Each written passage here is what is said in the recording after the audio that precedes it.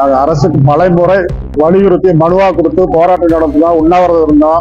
அரசு இந்த மணல் தொழிலை கண்டுக்கவே இல்லை. இன்னைக்கு தமிழகம் முழுவதும் பாத்தீங்கன்னா மணல், எம்சாண்டு, மேடமண்ணு எல்லாமே கடும் தட்டுப்பாடு. நாங்க முதலமைச்சரை கேட்கறதுக்கு பல டைம் மனு அளித்தோம். முதலமைச்சர் நேரம் ஒதுக்கல எங்களுக்கு. 7 நாட்களுக்கு மனு கொடுத்து 7 நாட்களுக்குள்ள முதல்வர் தனி கவனம் செலுத்தி நடவடிக்கை எடுக்கலைன்னா எங்க மாநில சங்கம், மாவட்ட சங்கம் இணைந்து காலவரையற்ற வேலை நிறுத்தம் அறிவிக்கிறோம். இந்த எம்சாண்டை தடை பண்ணணும்.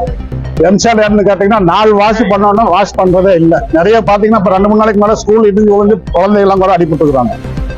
அதனால அரசு தனி குழு அமைக்கணும். இருக்கு மணல் நல வாரியம்னு ஒரு குழு ஒன்று அமைக்கணும். அரசு உடனடியாக நடவடிக்கை எடுக்கலைன்னா நாங்க காலை வரையற்ற வேலை நிறுத்தம் அறிவிக்கிறோம். எஸ்பி சாமிநாதன், ஈரோடு மாவட்ட ஒருங்கிணைந்த சங்க தலைவர். ஒரு வாரம் நாங்க மனுவிலேயே தெளிவா சொல்லிக்கிறோங்க. ஒரு வாரத்துல அரசு நடவடிக்கை எடுக்கலைன்னா காலவரையற்ற வேலை நிறுத்தம் அறிவிக்கணும். நம்ம ஊர் செய்திகளை பார்க்க நம்ம ஊர் சேனல் ஷமா நியூஸ் தமிழ்